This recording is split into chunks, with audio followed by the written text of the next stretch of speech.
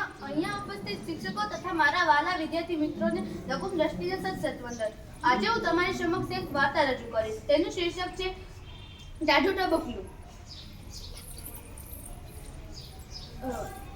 એક ડોશીમા હતા. ગામના છેડે કૂબામાં રહે. કૂબો એટલે ગાર માટીની ચાર દિવાલો અને ઘાસફૂસનું ઝાપડું. શિયાળે ટાઢ પડે અને ઉનાળે ગરમી. ચોમાસે છાંટા પણ પડે અને કોઈ વાર ધોધમાર કે સામેનતર વરસાદ પણ પડે. વરસાદ એક ધારો પણ પડે અને અટકીને પણ પડે. પણ કૂબામાં તો મજા જ મજા.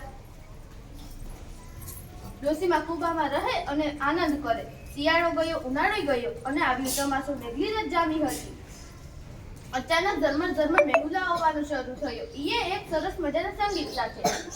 ધીરે ધીરે કરતા વરસાદ વધ્યો અને ગાજવીજ પણ ચાલુ થઈ. ડોશીમાં મૂંઝાઈ ગયા. ધોધમાર વરસાદ અટકવાનું નામ જ નહોતો લેતો. કૂબામાં પાણીને રોકી પણ નહોતું શકતું ને કૂબો ઘાસફૂસનું છાપરું પાણીને રોકી પણ નહોતું શકતું ને ડોશીમાં જોવાથી કંટાળી ગયા હતા. ડોશીમાને માથે જોવા પણ પડતા હતા.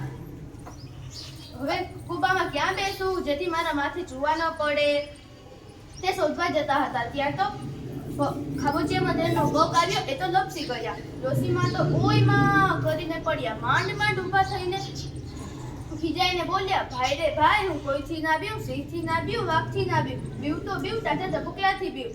અસ્તુ જય.